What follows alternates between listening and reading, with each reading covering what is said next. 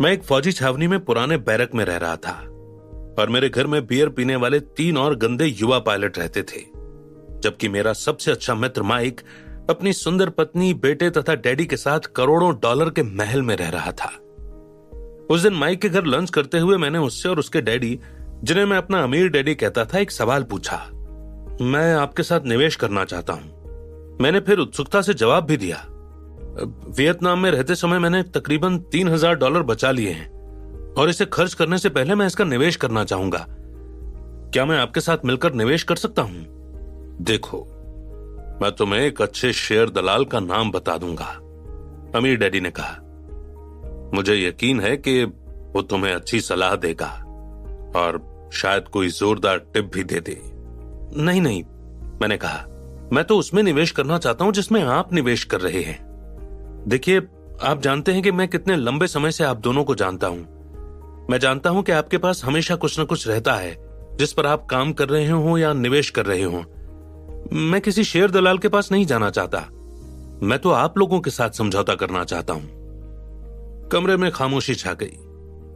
जब मैंने अमीर डैडी या माइक की प्रतिक्रिया का इंतजार किया, खामोशी तनाव में बदल गई। क्या मैंने कुछ गलत कह दिया? मैंने आखिरकार पूछा। नहीं, माइक बोला। डैडी और मैं कुछ नए प्रोजेक्ट्स में निवेश कर रहे हैं जो रोमांचक हैं, लेकिन मैं सोचता हूं कि यह सबसे अच्छा रहेगा अगर तुम पहले हमारे किसी शेयर दलाल से मिलकर उसके साथ निवेश शुरू करो। एक बार फिर खामोशी छा गई, जो नौकरानी के टेबल साफ करते समय बर्तनों और गिलासों के टकराने से टूट रही थी। माइक की पत्नी कानी अपने बच्चे को लेकर दूसरे कमरे में चली गई। मैं समझ नहीं पाया, मैंने कहा। इस बार मैं माइक के बजाय अमीर डैडी से मुखातिब था। इतने बरसों में जब आप दोनों अपना व्यवसाय बना रहे थे, तब भी तो मैं काम कर रहा था, लेकिन क्या हुआ? मेरी जी तोड़ मेहनत के बावजूद आखिर मेरे पास कुछ नहीं है। जैसी आपने सलाह दी थी, मैं कॉलेज गया। जैसा आपने कहा था हर युवक को अपने देश की खातिर लड़ना चाहिए, मैं लड़ने चला गया।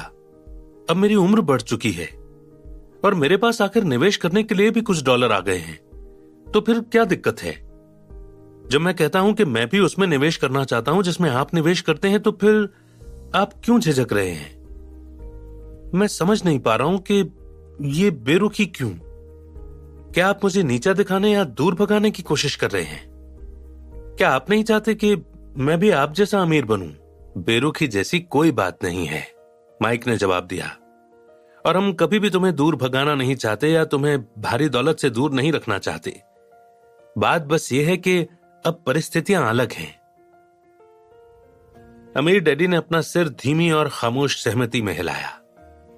अमीर डैडी आखिरकार बोले, हमें बहुत अच्छा लगेगा अगर तुम भी उसमें निवेश करो जिसमें हम निवेश करते हैं, लेकिन ये कानून के खिलाफ होगा। कानून के खिलाफ? मैंने तेज अविश्वास में कहा। क्या आप दोनों कोई गैर कानूनी काम कर रहे हैं? नहीं नहीं, अमीर डैडी ने हंसते हुए कहा, हम कभी कोई गैर कानूनी काम नहीं करेंगे। कानूनन अमीर बनना ही इतना आसान है कि गैर कानूनी काम करके जेल जाने का जोखिम क्यों लेना? और चूंकि हम हमेशा कानून के हिसाब से चलना चाहते हैं, इसलिए हम कहते हैं कि अगर तुम हमारे साथ निवेश करते हो तो यह तुम्हारे लिए गैर कानूनी होगा। माइक ने कहा, जिसमें हम निवेश करते हैं उसमें निवेश करना माइक और मेरे लिए गैर कानूनी नहीं है, लेकिन तुम्हारे लिए गैर कानूनी होगा। अमीर डैडी ने सारांश में बात समेटने की कोशिश की। क्यों? मैंने पूछा। क्योंकि तुम अमीर नहीं हो, माइक ने धीरे और नरमी से कहा। हम जिसमें निवेश करते हैं वो सिर्फ अमीर लोगों के लिए ही है। माइक के शब्द मेरे दिल के पार चले गए। वो मेरा सबसे अच्छा मित्र था, इसलिए मैं जानता था कि मुझसे ये शब्द कहना उसके लिए कितना मुश्किल रहा होगा। और हालांकि उसने ये शब्द बहुत नरमी से कहे थे, लेकिन फिर भी वे मेरे दिल में चाकू की तरह चुभ गए। आखिर उस दिन इन चुभने वाली बातों का क्या मतलब था? माइक और रिच डैडी ने ऐसी बात क्यों कही रॉबर्ट टी कियोसाकी से? रिच डैडी के पीछे इसका मकसद क्या था? क्या वो और माइक अमीर बनने का कोई खास नियम समझाने की कोशिश कर रहे थे उनको? ऐसे कौन से मूल मंत्र रिच डैडी ने उन्हें दिए जिसकी वजह से वो आने वाले 20 सालों में उस मुकाम तक पहुंच पाए जहां वो उनके साथ निवेश कर सके? क्या आप भी सीखना चाहते हैं कि कब, कहां और कैसे निवेश किया जाए और कम उम्र में अमीर बनके जल्दी ही सुकून भरा रिटायरमेंट का जीवन जिया जाए? तो जरूर सुनिए लेखक रॉबर्ट टी कियोसाकी की किताब पर आधारित ये audio book Rich Dad's Guide to Investing. Rich Dad's Guide to Investing. अमीर लोग कहां निवेश करते हैं जहां गरीब और मध्यम वर्गीय नहीं करते। इस पुस्तक को पढ़कर आप क्या सीखेंगे? अमेरिका का the securities and exchange commission किसी व्यक्ति को मान्यता प्राप्त निवेशक तब मानता है जब उसके पास $2 लाख या उससे अधिक की वार्षिक आय हो, या दंपत्ति के रूप में $3 लाख या उससे अधिक की आय हो, या $10 लाख या इससे अधिक नेटवर्थ या शुद्ध संपत्ति हो। एसईसी ने यानी कि सिक्योरिटी एंड एक्सचेंज कमीशन ने ये शर्तें इसलिए रखी हैं ताकि संसार के कुछ सबसे बुरे और सबसे खतरनाक निवेशों से औसत निवेशक की रक्षा हो सके। समस्या यह है कि इन्हीं शर्तों की वजह से औसत निवेशक संसार के कुछ सबसे अच्छे निवेशों से भी वंचित रह जाता है। यह भी एक कारण था जिसकी वजह से अमीर डैड औसत निवेशक को सलाह देते हैं कि औसत मत बने रहो। शून्य से शुरुआत करना। यह पुस्तक 1973 में मेरे वियतनाम से लौटने से शुरू होती है। मरीन कॉर्प से मेरी वापसी में 1 साल से भी कम बचा था। इसका मतलब यह था कि 1 साल से भी कम समय में मेरे पास न तो कोई नौकरी होगी, न ही पैसा और न ही संपत्ति। तो यह पुस्तक एक ऐसे बिंदु से शुरू होती है जो आप में से कई के लिए परिचित होगा, और यह शून्य से शुरुआत का बिंदु है।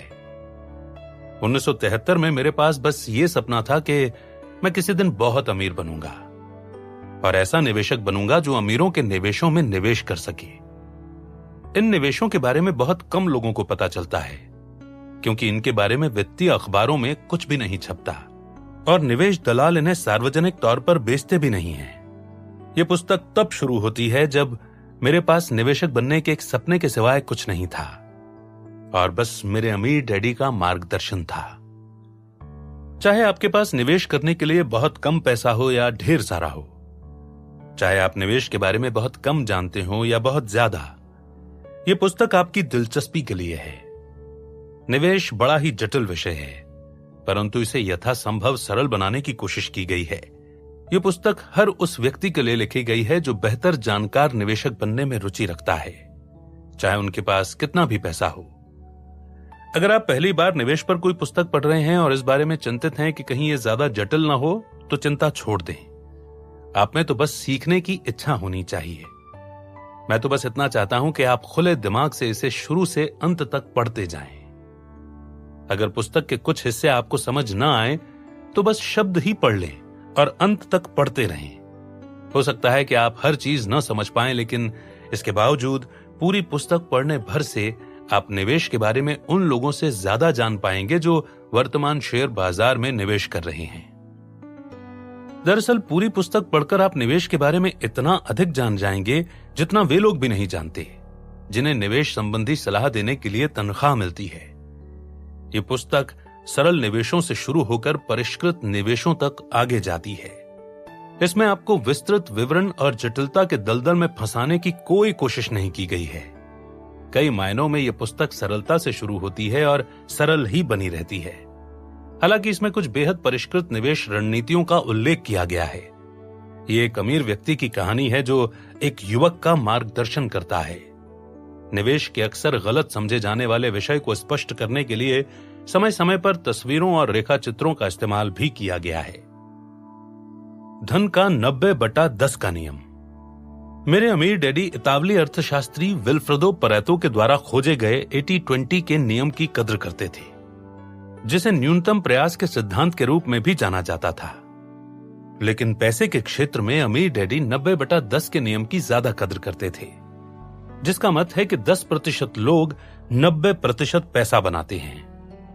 मैं इस बारे में व्यक्तिगत तौर पर चिंतित इसलिए हूं क्योंकि अधिकाधिक परिवार अपने भविष्य के संबल के लिए अपने निवेशों पर निर्भर हैं। समस्या यह है कि हालांकि आज बहुत से लोग निवेश कर रहे हैं, लेकिन उनमें से बहुत कम सुशिक्षित या प्रशिक्षित निवेशक हैं। शेयर बाजार के लुढ़कने या ढहने पर सारे नए निवेशकों का क्या होगा? अमेरिका की संघीय सरकार विनाशकारी क्षति से हमारी बचत का बीमा करती है, लेकिन ये हमारे निवेशों का बीमा नहीं करती है। इसीलिए जब मैंने अमीर डैडी से पूछा था, आप औसत निवेशक को क्या सलाह देना चाहेंगे, तो उनका जवाब था, औसत मत बने रहो। औसत कैसे न रहा जाए? निवेश के विषय के बारे में मैं भी बहुत जागरूक तभी बन गया था जब मेरी उम्र बस 12 साल की थी। तब तक निवेश की अवधारणा दरअसल मेरे दिमाग में थी ही नहीं। मेरे दिमाग में तो निवेश के नहीं, बेसबॉल और फुटबॉल के ही विचार रहते थे। मैंने वो शब्द तो सुना था, लेकिन उस पर ज्यादा ध्यान नहीं दिया था, जब तक कि मैंने खुद अपनी आंखों से यह नहीं देख लिया कि निवेश की शक्ति क्या कर सकती है। मुझे याद है, मैं उस आदमी के साथ समुद्र तट पर टहल रहा था जिसे मैं अपना अमीर डैडी कहता हूं। हमारे साथ उनका बेटा माइक भी था, जो मेरा सबसे अच्छा मित्र था। अमीर डैडी ने उसी समय एक जायदाद खरीदी थी और वे मुझे तथा अपने बेटे को वही दिखाने लाए थे। हालांकि तब मेरी उम्र सिर्फ 12 साल थी, लेकिन फिर भी मुझे एहसास था कि मेरे अमीर डैडी ने उस वक्त हमारे कस्बे की सबसे मूल्यवान जायदादों में से एक खरीद ली थी। उस कच्ची उम्र में भी मैं जानता था कि बालुई समुद्र तट की जायदाद सामान्य जायदाद से कहीं अधिक मूल्यवान होती है। मेरा पहला विचार था, माइक के डैडी इतनी महंगी जायदाद कैसे खरीद सकते हैं? मैं वहां पर खड़ा रहा और लहरें मेरे नंगे पैरों से टकराती रहीं। मैं उस आदमी को देख रहा था जिसकी उम्र मेरे असल डैडी जितनी ही थी और जो अपने जीवन का एक बहुत बड़ा आर्थिक निवेश कर रहे थे। मुझे इस बात की हैरानी थी कि उनके पास इतनी महंगी जायदाद को खरीदने के पैसे कहां से आए। मुझे मालूम था कि मेरे असल डैडी उनसे कहीं ज्यादा कमाई करते थे, क्योंकि वे ऊंची तनख्वाह पाने वाले सरकारी अधिकारी थे और उन्हें तगड़ी तनख्वाह मिलती थी। लेकिन मैं यह भी जानता था कि मेरे असल डैडी कभी भी समुद्र तट के सामने वाली जमीन खरीदने का खर्च नहीं उठा सकते थे। तो फिर माइक के डैडी इस जमीन को कैसे खरीद सकते थे, जबकि मेरे असल डैडी नहीं खरीद सकते थे? उस वक्त मैं ये बात नहीं जानता था कि पेशेवर निवेशक के रूप में मेरा करियर उसी पल शुरू हो गया था जब मुझे निवेश शब्द की शक्ति का एहसास हुआ।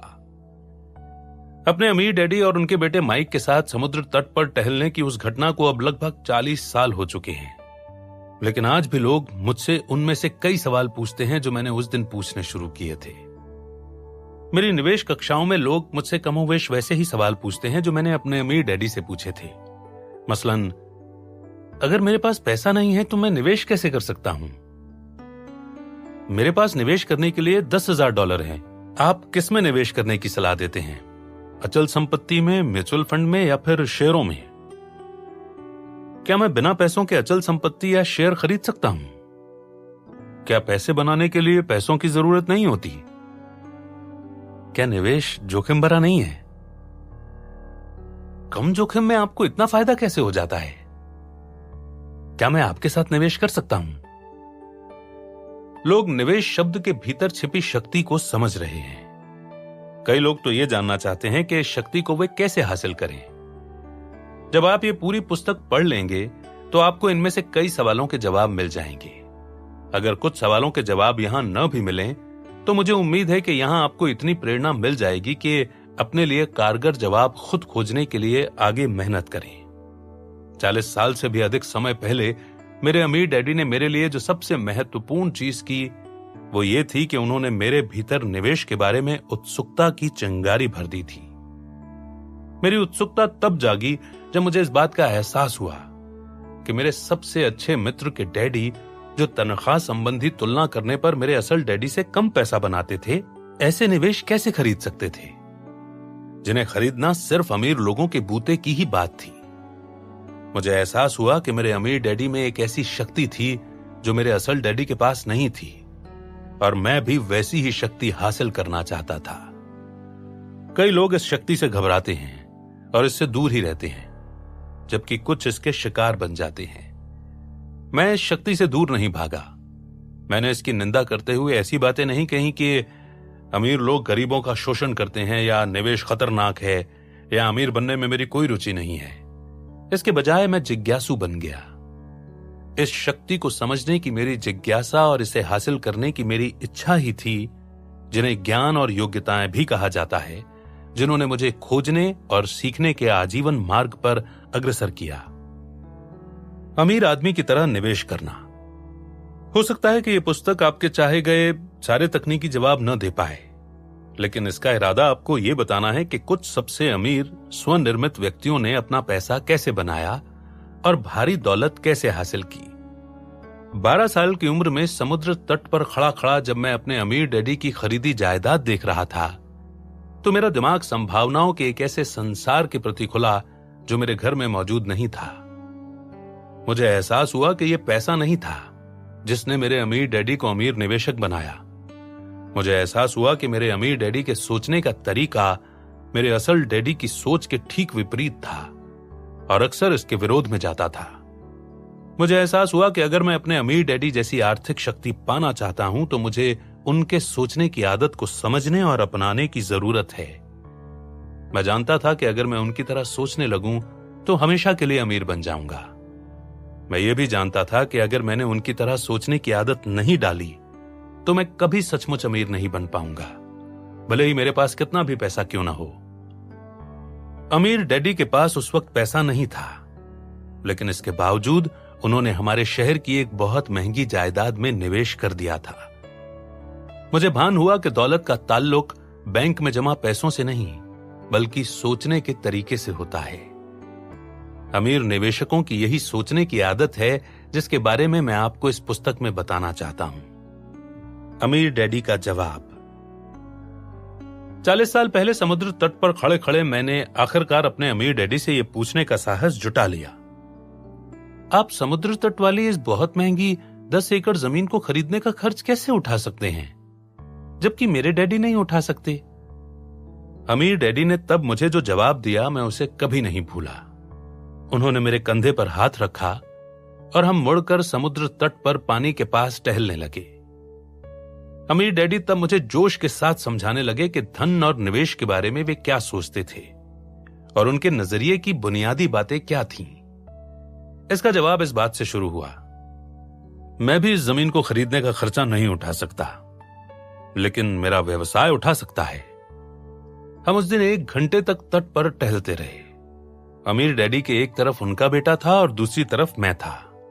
मेरे निवेश के सबक शुरू हो गए थे। कुछ समय पहले मैं सिडनी और ऑस्ट्रेलिया में 3 दिन का निवेश पाठ्यक्रम पढ़ा रहा था।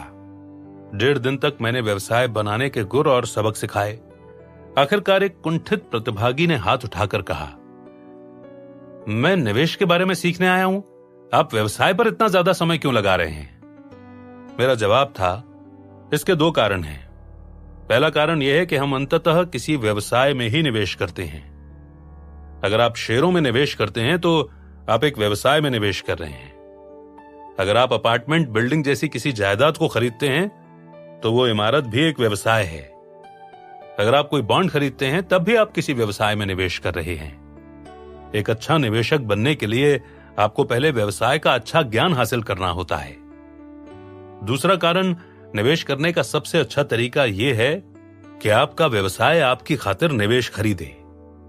निवेश करने का सबसे बुरा तरीका अकेले व्यक्ति के रूप में निवेश करना है। औसत निवेशक व्यवसाय के बारे में बहुत कम जानता है और अक्सर अकेले व्यक्ति के रूप में निवेश करता है। इसलिए मैं निवेश पाठ्यक्रम में व्यवसाय पर इतना ज्यादा समय लगा रहा हूं और इसीलिए यह पुस्तक यह बताने में कुछ समय लगाएगी कि व्यवसाय कैसे बनाया जाए और किसी व्यवसाय का विश्लेषण कैसे किया जाए। व्यवसाय के जरिए निवेश करने पर भी मैं कुछ समय लगाऊंगा, क्योंकि अमीर डैडी ने मुझे इसी तरह निवेश करना सिखाया था जैसा उन्होंने मुझे 40 साल पहले कहा था। मैं भी इस जमीन को खरीदने का खर्च नहीं उठा सकता, लेकिन मेरा व्यवसाय उठा सकता है। दूसरे शब्दों में मेरे अमीर डैडी का नियम था, मेरा व्यवसाय मेरे निवेश खरीदता है। अधिकतर लोग अमीर इसलिए नहीं हैं क्योंकि वे व्यवसाय के मालिक नहीं, बल्कि अकेले व्यक्तियों के रूप में निवेश करते हैं। इस पुस्तक में आप देखेंगे कि 90% शेयरों के स्वामी 10% लोग क्यों हैं, जिनमें से अधिकतर व्यवसाय मालिक हैं और वे अपने व्यवसाय के माध्यम से निवेश क्यों करते हैं, और आप भी ऐसा ही कैसे कर सकते हैं।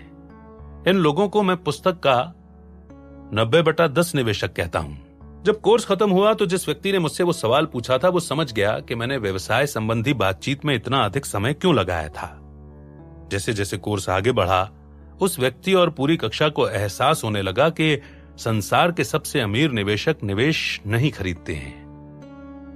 90/10 की श्रेणी के अधिकतर निवेशक अपने निवेश खुद बनाते हैं। अमेरिका के कई अरबपतियों की उम्र 30 साल से कम है। इसका कारण यह नहीं है कि उन्होंने निवेश खरीदे थे, उन्होंने तो व्यवसाय नामक निवेश बनाए थे जिन्हें लाखों करोड़ों लोग खरीदना चाहते हैं। लगभग हर दिन मैं लोगों को यह कहते सुनता हूं कि मेरे पास एक नए उत्पाद का विचार है जो करोड़ों कमा सकता है। दुर्भाग्य से इन रचनात्मक विचारों में से अधिकतर दौलत में नहीं बदल पाते हैं। इस पुस्तक का दूसरा हिस्सा इस बात पर ध्यान केंद्रित करेगा कि 10% लोग अपने विचारों को करोड़ों यहां तक कि अरबों डॉलर के व्यवसायों में कैसे बदलते हैं जिनमें दूसरे निवेशक निवेश करना चाहते हैं। इसीलिए अमीर डैडी ने मुझे यह सिखाने में इतना ज्यादा समय लगाया कि व्यवसाय कैसे बनाए जाएं। साथ ही उन्होंने यह सिखाने में भी समय लगाया कि निवेश करने के लिए व्यवसायों का विश्लेषण कैसे किया जाए। तो अगर आपके पास कोई विचार हो जो आपके ख्याल से आपको अमीर बना सकता है या आपको शायद 90/10 के निवेशक क्लब में भी पहुंचा सकता है, तो इस पुस्तक का दूसरा हिस्सा आप ही के लिए है।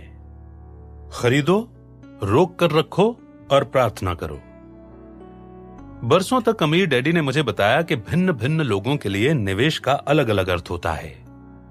आज मैं अक्सर लोगों को ऐसी बातें कहते सुनता हूं। मैंने कुछ समय पहले फलां कंपनी के 500 शेयर $5 के भाव पर खरीदे थे। इसका भाव बढ़कर $15 पहुंच गया और मैंने सारे शेयर बेच दिए।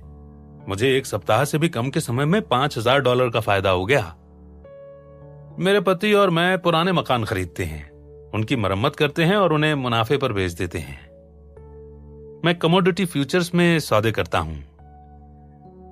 मेरे सेवानिवृत्ति खाते में $10 लाख से अधिक हैं। बैंक में पैसा रखने से अधिक सुरक्षित कुछ नहीं है। मेरे पास विविधतापूर्ण पोर्टफोलियो है। मैं लंबे समय के लिए निवेश कर रहा हूं। जैसा अमीर डैडी ने कहा था, भिन्न भिन्न लोगों के लिए निवेश का मतलब अलग अलग होता है और इन बताए गए कथनों से पता चलता है कि निवेश उत्पाद और विधियां कई प्रकार की होती हैं। परंतु ध्यान रहे, अमीर डैडी ने इनमें से किसी भी तरीके से निवेश नहीं किया था। उनका कहना था, अधिकतर लोग निवेशक नहीं हैं।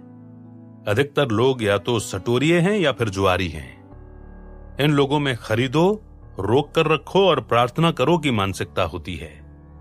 वे इस आशा में जीते हैं कि बाजार हमेशा ऊपर चढ़ता रहेगा। वे बाजार लुढ़कने से डरते हैं। सच्चा निवेशक पैसे बनाता है, चाहे बाजार ऊपर चढ़े या नीचे गिरे। वे पैसे बनाते हैं, चाहे वे जीत रहे हों या हार रहे हों। औसत निवेशक ऐसा करने का तरीका नहीं जानता।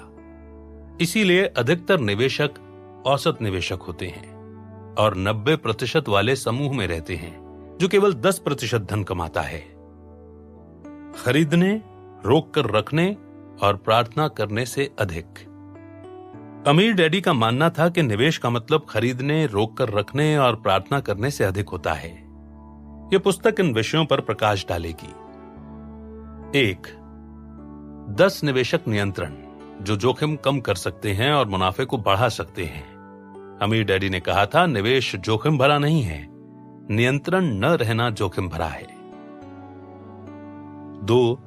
अमीर डैडी की योजना के 5 चरण जो मुझे शून्य धन से बहुत सारे पैसों के निवेश तक ले गए। अमीर डैडी की योजना का पहला चरण यह था कि वे मेरे दिमाग को अमीर निवेशक बनने के लिए तैयार कर दें। जो भी आत्मविश्वास के साथ निवेश करना चाहते हैं उसके लिए यह आसान लेकिन बहुत महत्वपूर्ण चरण है। 3. भिन्न भिन्न निवेशकों के लिए भिन्न भिन्न टैक्स कानून। Rich Dad's Cashflow Quadrant पुस्तक में मैंने व्यवसाय जगत में पाए जाने वाले 4 लोगों के बारे में बताया है जो इस प्रकार है। ई का मतलब है एम्प्लॉय यानी कि कर्मचारी। एस का मतलब है सेल्फ एम्प्लॉयड यानी कि स्वरोजगार या छोटा कारोबार करने वाला। बी का मतलब है बिजनेस ओनर यानी कि व्यवसाय का मालिक। और आई का मतलब है इन्वेस्टर या निवेशक। अमीर डैडी ने मुझे बी क्वाड्रेंट से निवेश करने के लिए प्रोत्साहित किया। क्योंकि यहां से निवेश करने के लिए हर कानून बेहतर है। अमीर डैडी हमेशा कहते थे, कर कानून निष्पक्ष नहीं है, वे अमीरों द्वारा अमीरों के लिए बनाए गए हैं। अगर आप अमीर बनना चाहते हैं तो आपको उन्हीं कर कानूनों का लाभ लेने की जरूरत है जिनका लाभ अमीर लेते हैं। 10% लोग ही अधिकतर दौलत को नियंत्रित करते हैं। इसका एक कारण यह है कि केवल 10% ही जानते हैं कि किन कर कानूनों का इस्तेमाल किया जाए। 1943 में संघीय सरकार ने कर में कमी के सभी जरिए सभी कर्मचारियों के लिए बंद कर दिए। एस क्वाड्रेंट के लोगों के कर में कमी के सभी जरिए भी बंद कर दिए, जिनमें डॉक्टर, वकील, अकाउंटेंट, इंजीनियर, आर्किटेक्ट जैसे लोग शामिल हैं। दूसरे शब्दों में केवल 10% निवेशकों के 90% धन बनाने का एक कारण यह भी है कि केवल 10% निवेशक ही जानते हैं कि भिन्न भिन्न कर लाभों को हासिल करने के लिए अलग अलग क्वाड्रेंट से निवेश कैसे करना है। औसत निवेशक सिर्फ एक ही क्वाड्रेंट से निवेश करता है, चाहे बाजार ऊपर जाए या नीचे। सच्चा निवेशक पैसा क्यों और कैसे बनाएगा। 5. आधारभूत निवेश और तकनीकी निवेश में फर्क। 6. शीर्ष स्तर के निवेशकों के 5 प्रकार। Rich Dad's Cashflow Quadrant में मैंने निवेशकों के 5 स्तर बताए हैं। यह पुस्तक निवेशकों के 2 शीर्षस्थ स्तरों, पेशेवर और पूंजीपतियों को निवेशक के निम्न 5 प्रकारों में श्रेणीबद्ध करती है। मान्यता प्राप्त निवेशक, योग्यता प्राप्त निवेशक, परिष्कृत निवेशक, अंदरूनी निवेशक, सर्वश्रेष्ठ निवेशक।